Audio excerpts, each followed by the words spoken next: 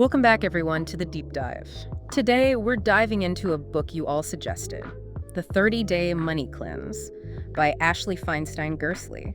From what I've seen so far, it looks like a really practical guide to kind of like getting a grip on your finances and maybe dialing down some of that money stress that we all feel. It definitely seems that way, yeah. So for this deep dive, we really want to unpack some of the core insights that Gerstley offers in this book, give you a better understanding of your relationship with money and some of those like first steps, those actionable steps you can take like right away. Yep, I think that's a great goal. Right. Yep. One of the things that just like jumped out at me right away when I was kind of flipping through the book was this statistic that nearly half of Americans, like they wouldn't be able to cover a $400 RNC expense.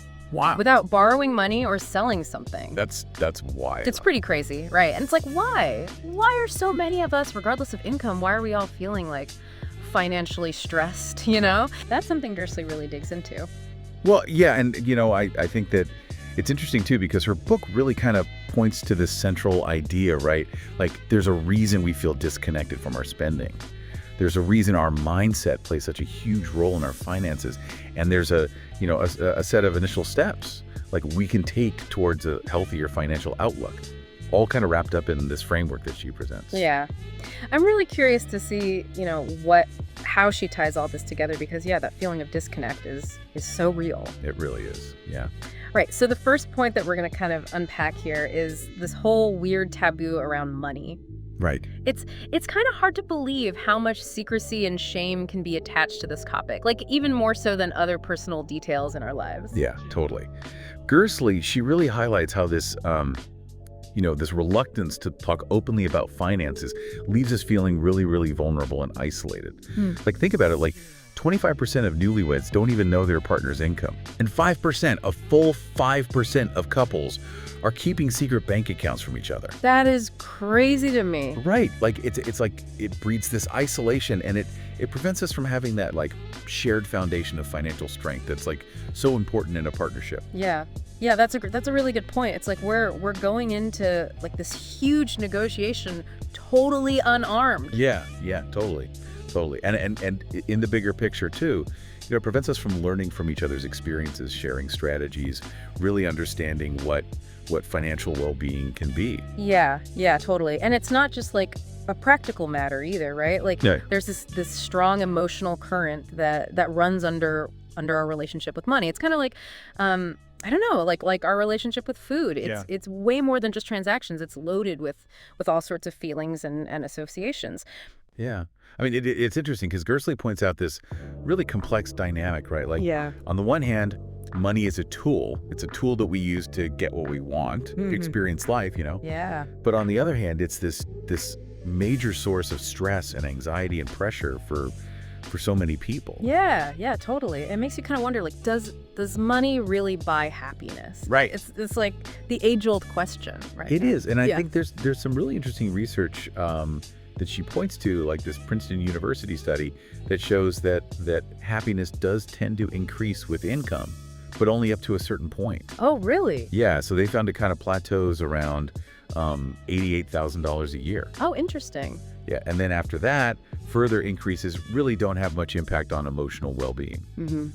And it's interesting. She even says that sometimes it can diminish our ability to savor life's simpler pleasures. Oh, wow. So it's like you get to that point where you can, meet your needs, you have some level of comfort, but after that, it's not necessarily like this path to unending joy. Right, exactly. Yeah. It's interesting to think about. It's interesting too because like the way that we interact with money like has changed so much with technology and it feels like we're becoming like less and less aware of where our money is going. Yeah. It's interesting to think about how like credit cards and online shopping and subscription services have all kind of reduced what Dan Riley calls the pain of paying. Gerstley talks about this a lot, about how when you pay with cash, there's this really direct connection between like handing over your money and the act of consumption. Yeah, it feels more real. It does when you can see it leaving your hand. Yeah, versus like clicking a button or swiping a card. Yeah, exactly. And then it's so easy to lose track, especially when Like, so many things are just on auto pay now. It's like, where did it all go? Totally. And that brings up another really interesting point. Like, think about it. Think about like what you spent money on last week. Okay. Can you really like piece together a completely clear picture? I mean, probably not. Like, Right. to the cent, no. And that lack of awareness is a really big part of this feeling disconnected. Yeah, that's a good point. And it's not like we're operating in a vacuum here, like we're constantly bombarded with these marketing messages that are, expertly crafted to make us want things, it's like they're tapping into our desires and feeding that whole treat yourself mentality. Yeah, absolutely. I mean, think about it. These huge multi-billion-dollar industries, they're really good at understanding our impulses, our desires. Mm-hmm. And Gersley makes this really important point that we need to step back and ask ourselves if these instant gratification purchases, if they're actually serving our long-term goals, or if they're actually holding us back from what we really want. Yeah. It's like that new gadget, those shoes, whatever it is, might feel good in the moment. Right. But if it's constantly pushing our bigger goals further and further away, is it really a treat? It's worth thinking about. Definitely. Okay, so Gersley, in the book, she kind of lays out some pretty sobering statistics about financial stress in America, and it really paints a picture of like how widespread this issue is. Well, yeah, and I think if we connect this to the bigger picture, the statistics paint this really concerning portrait of financial unease across the country, right? Like in 2017, the American Psychological Association, they found that 62% of Americans are stressed about money. Wow, that's a huge number. Right. Yeah. It's massive. Yeah. And then we look at the Federal Reserve and the findings that 44% of Americans, they can't even cover a $400 emergency. It's crazy. Right. Yeah. It's wild. And it's not just like a small segment of the population either. It affects people across all age groups and income levels. Right. And then you've got Go Banking rates. They did a survey in 2016. They found that 34% of Americans, they have absolutely no savings. None. Zero. No. Wow. And that number jumps to 69% if you look at people with less than $1,000 in savings. Wow.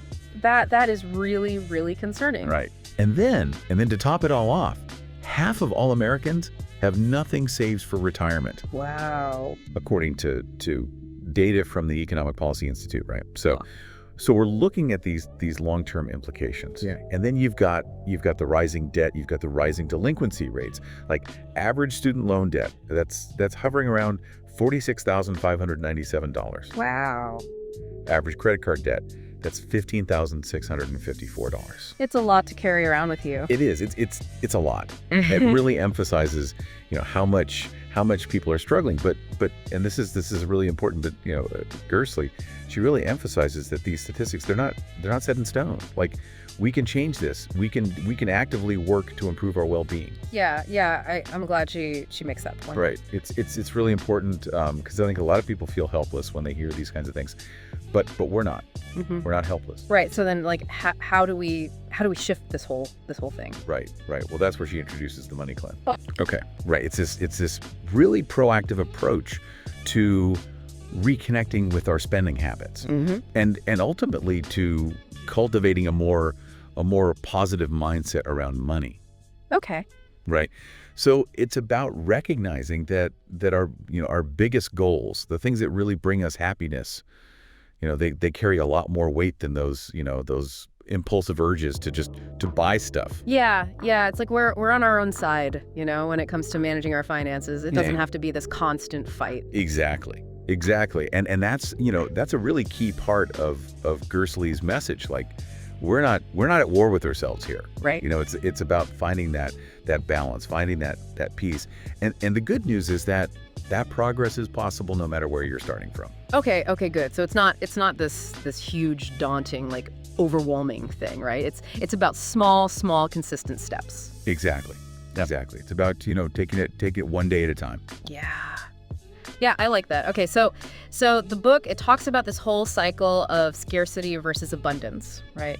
And it seems like that desire to just like double our income, like that's kind of a common thought. Right. But it's really more of an illusion, isn't it? Well, yeah, and she points to some really interesting evidence for this. Like, She talks about the high bankruptcy rates among lottery winners. Yeah, you always hear about that. Right, and she cites this Vanderbilt study, and also among retired NFL and NBA players. And it really suggests that just having more money, it doesn't automatically mean that you're going to be, financially successful or stable in the long term. Yeah. It kind of reminds me of that saying, from The Richest Man in Babylon. It's like, our necessary expenses will always grow to meet our incomes. It's like you can't out-earn bad spending habits.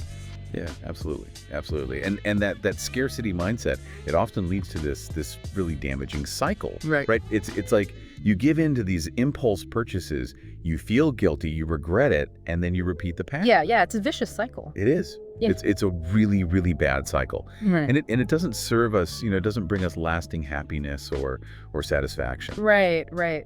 So this idea of cultivating an abundance mindset that she talks about, that sounds really intriguing to me. Yeah. Like if we can shift our thinking, it sounds like that can actually lead to less like impulsive cravings and unnecessary purchases. Right. Yeah, and it's interesting because she recommends this initial step as part of the money cleanse, right? Like she says, let go of frivolous spending for the first week. Okay. Just let go of it, and the idea is that it allows us to become more aware of what we already have. Oh. Right. And it disrupts those ingrained habits. It's kind of like, if you've ever done like a juice cleanse or something, right? Like it helps to break those negative patterns, reset your system. Yeah, it makes sense. You kind of have to like reset your habits. Exactly. Okay. Something else that I thought was really interesting that she kind of brings into the book is Carol Dweck's work on fixed versus growth mindsets. Yeah.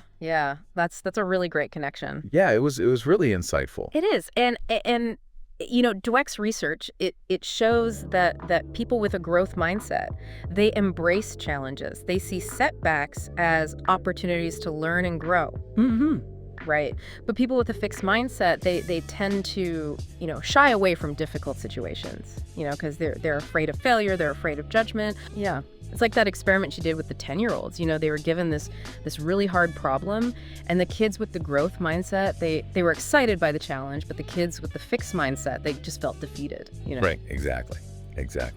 And that brings up this really important question for all of us, right? Like, when you face a financial difficulty, like an unexpected bill or a setback in your savings plan, what's your mindset? Yeah. Do you see it as like a personal failing? Right. Or do you see it as an opportunity to learn and adapt? Yeah.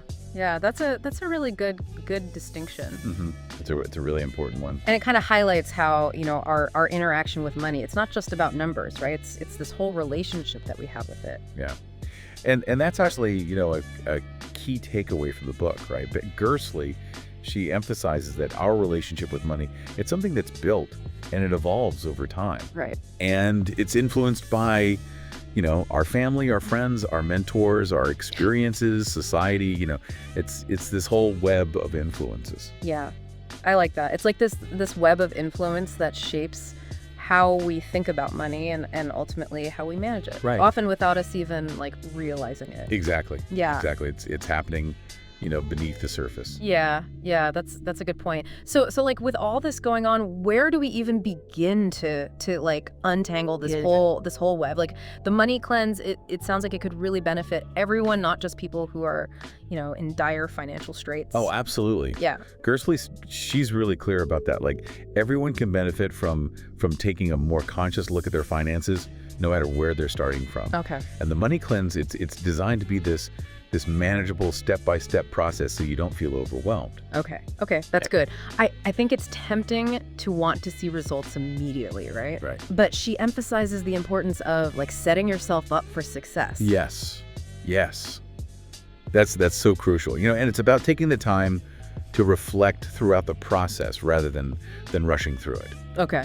Yeah, that makes sense. Mm-hmm. What about like the timing of it? Like, do you need to wait for this perfect set of circumstances to start something like this? Well, it's a really good question. And Gersley, she actually argues that even busy periods can be the ideal time to start a money cleanse. Oh, interesting. Yeah. Oh, okay. Because the challenges and the constraints that we face during those times, they can actually give us really valuable insights into our habits and our priorities. Okay. So it's like you're already kind of in the thick of it. Exactly. And so you can really like see what's going on. Exactly. Yeah. Exactly. And it's really about, making that commitment to yourself. She calls it the money cleanse success agreement. Right. And it's about, signing on the dotted line, so to speak, and saying, okay, I'm going to do this. Right. And if you mess up, like if you slip up, it's not the end of the world.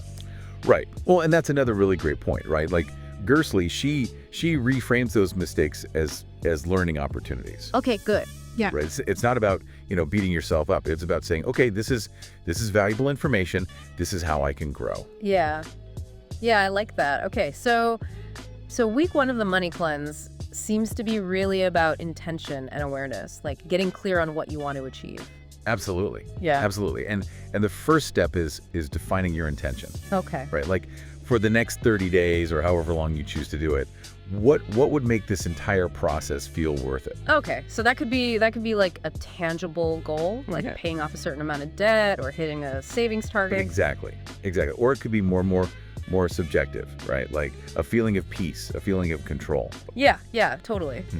And she talks about visualization, right? Like really visualizing your success. Yes. And she recommends doing it, in this relaxed state, engaging all of your senses. Okay. And focusing not just on the positive outcomes, but also on how you'll handle setbacks. Okay. So like visualize the whole thing. Exactly. The whole journey. Yeah, that's good. And what about like sharing those intentions with other people? Well, and that's a really important point, right? Like sharing your intentions, it creates a support system. Right. And it can help you uncover shared experiences or challenges. Okay. Yeah, because sometimes it's easy to feel like you're the only one struggling, but you're not. Right. Exactly. And then what's really crucial is understanding your why, like your bigger why. Okay. And she has this really great exercise called the So That exercise, which is adapted from Sindra Kamphoff's work. And it basically prompts you to ask yourself, so that, after you state your goal. Okay. So like if your goal is I want to pay off my credit card debt, you would ask yourself, so that. Right. And you keep going. Okay, got it. So it's like I want to pay off my credit card debt so that I can feel less stressed, so that I can, have more freedom to pursue my passions. Right. Exactly. Yeah. Exactly. And that deeper understanding of your motivation, it's really key. Okay. Yeah, it's not just about the surface level goal. Right. Okay. And she talks about keeping a money journal, right? Yes. And this is all about, increasing awareness of your spending habits. Okay. And she emphasizes that consistency is more important than perfection here. Okay. Right. It's not about, tracking every penny. It's about starting to notice those patterns. Okay. And then she has this really helpful bucket system where you categorize your expenses. Okay. Like needs, frivolous spending, and not sure.